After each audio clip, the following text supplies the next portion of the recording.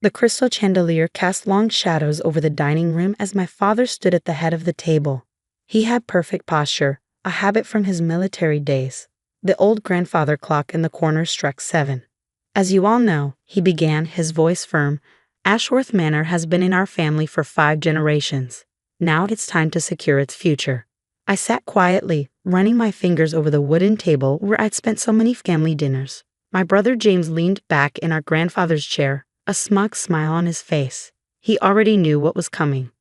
James will take over the estate, Dad announced. He'll manage everything, the house, the land, the investments. It's time for the next generation to lead. My mother nodded. It's the natural order of things, she said. I thought of Great Aunt Martha. 3 months ago, she had pressed a small brass key into my hand. The blue room, she had whispered. When the time comes, remember the blue room. Dad's voice pulled me back to the present. And Olivia, you'll get the guest cottage. It's a generous offer, considering you chose marine biology instead of learning estate management. James smirked. Don't worry, sis. You can still visit the main house. When I'm not entertaining. The cottage. A pretty way to keep me close. But without power. I thought of the women who had built this estate. My great-grandmother, my grandmother, and Great-Aunt Martha. They had shaped Ashworth Manor in ways no one seemed to remember. I see, I said calmly. My father hesitated, surprised by my reaction. Well, that's settled, he said, reaching for the transfer papers. We'll sign everything tomorrow. That night, I went to the east wing. The blue room had been Great-Aunt Martha's private study. The brass key felt warm in my hand as I unlocked the door. The room smelled of old books and history. Moonlight streamed in, shining on her desk. I traced my fingers over the bookshelves, remembering her words. This estate wasn't built by men alone, Olivia. The women of Ashworth Manor have always been its true guardians. Behind her portrait, just as she had said, I found the wall safe. The key fit perfectly. Inside was a thick envelope sealed with the family crest. James had always seen the estate as a symbol of status. He never cared about its history. He laughed at my interest in the gardens and archives. Playing house won't make you the heir, he had teased. But Great-Aunt Martha had seen things differently. She had spent years preparing me for this moment. As I read through the documents, a smile formed on my lips. Tomorrow my father would learn the truth. Great-Aunt Martha had created a trust 30 years ago. No major decision about the estate could be made without approval from both a male and female heir. My phone buzzed. A message from James. Don't be difficult tomorrow. The cottage really is the best option for you. I placed the papers back in the safe and locked it. Tomorrow would change everything. Before heading back, I stopped at the family graveyard and laid fresh roses on Great-Aunt Martha's grave. Thank you, I whispered. I'll protect what you built. As I walked back to the manor, its lights glowing warmly in the night, I knew one thing for sure. Ashworth Manor's future wasn't my father's alone to decide, and I was ready to fight for my place in its legacy. The next morning's meeting in the estate's mahogany panel library felt like a carefully orchestrated play. Father's lawyer, Mr. Peterson, arranged his papers meticulously while James paced by the window, occasionally checking his reflection in the glass. Let's make this quick, James said, checking his watch. I have plans to meet the developers about modernizing the East Wing. I sat in Great-Aunt Martha's favorite armchair, the trust documents tucked safely in my bag. My mother perched on the edge of her seat, anxiously smoothing her skirt. Now then, Mr. Peterson began. The transfer documents are straightforward. Mr. Ashworth will retain life rights to the cottage on the grounds, while the main estate transfers to James, effective immediately. Actually, I interrupted softly. There's something you should see first. I withdrew the envelope, watching my father's expression shift from annoyance to curiosity. What's this? He demanded as I handed the documents to Mr. Peterson. Great-Aunt Martha's trust agreement, I replied, keeping my voice steady. Created in 1993 and registered with the family's long-standing law firm in London. Mr. Peterson's eyes widened as he read through the papers. This changes everything, he muttered. What do you mean? James snapped, striding over to peer at the documents. The estate was placed in an irrevocable trust 30 years ago. Mr. Peterson explained, his professional demeanor slipping slightly according to these terms. Any major decisions regarding Ashworth Manor required joint approval from both male and female heirs. The color drained from my father's face. That's impossible. Martha would have told me. Would you have listened?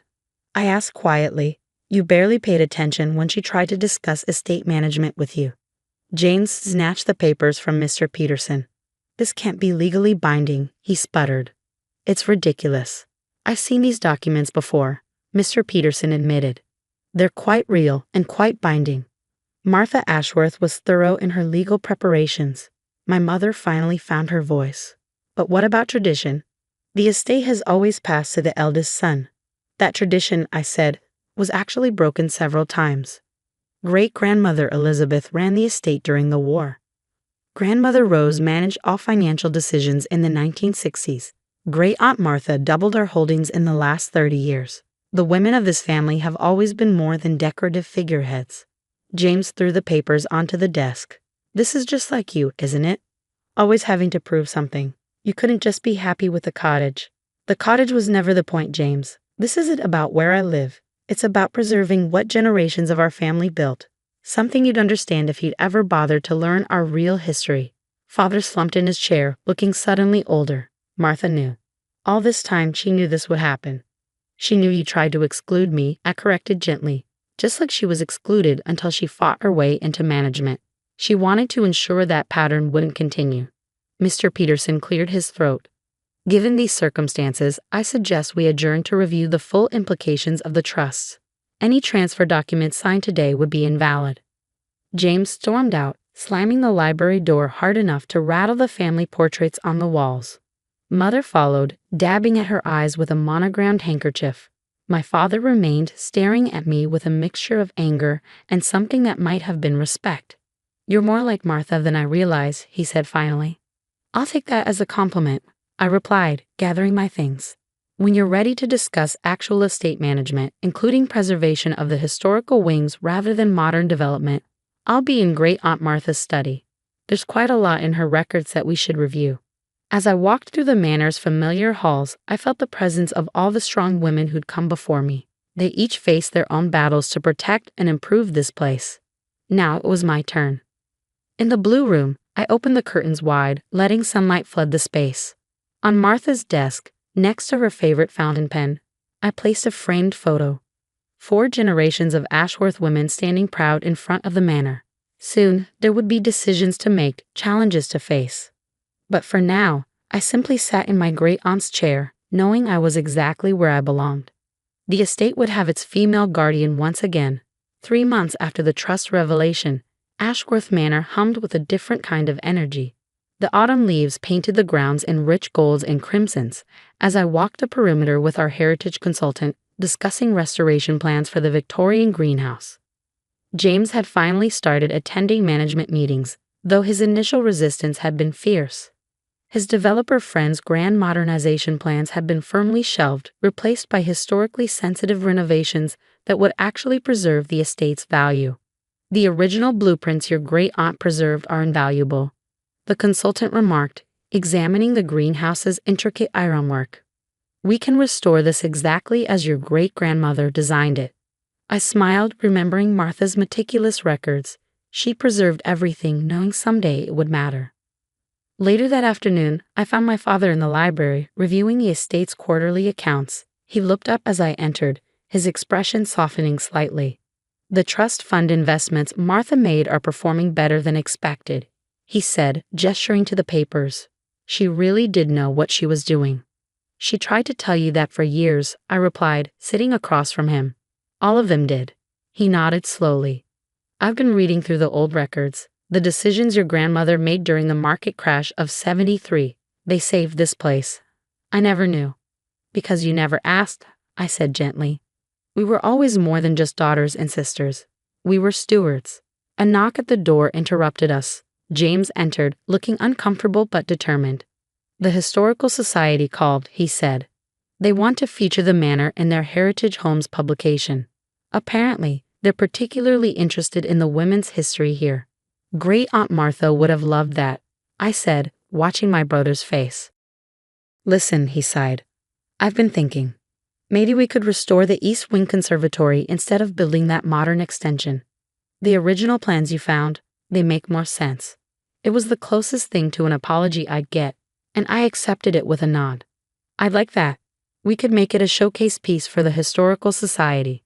Mother found us all still in the library as evening approached. She hesitated in the doorway, then straightened her shoulders. I've been going through Martha's papers too, she admitted. I never realized, all these years I thought tradition meant keeping things the same. But our family's real tradition was adaptation. Progress. The women of this house, they built while they preserved. I thought of Martha's last words to me, the papers will protect you, but your strength will save this place. The manor's future was securing itself in ways I hadn't expected. James was learning to value preservation over profit. Father was discovering the rich history he'd overlooked. Even Mother was beginning to see beyond the rigid roles she'd accepted without question. That night, I sat in the blue room, adding my own notes to Martha's meticulous records. The trust had given me legal standing, but the real work was in proving myself a worthy guardian of this legacy. A photo on my desk caught my eye, taken just last week. It showed 4 generations of Ashworth women, but this time it included a new face. James's daughter Emma, born 2 months after the trust revelation. She sat perched on my lap, her curious eyes already taking in the grand house that would someday be part of her heritage too. I wrote her name carefully in the family record, just as Martha had recorded mine years ago. The future of Ashworth Manor would need all its children, sons and daughters alike, to understand and protect its legacy. Outside my window, the manor's lights glowed warmly against the darkening sky. The same lights that had guided generations of Ashworth's home, now illuminating a path forward that honored both tradition and progress. Great Aunt Martha's trust had done more than protect my rights. It had forced us all to confront our prejudices, to recognize the strength that comes from embracing all of our family's capabilities. The true legacy of Ashworth Manor wasn't in its ancient stones or sprawling grounds, but in the wisdom of those who'd understood that preservation requires both change and constancy. I closed the ledger, smiling at the portrait of Martha that washed over the blue room. "We're all right," I whispered. "The manor is in good hands," and somewhere I knew my great aunt was smiling too.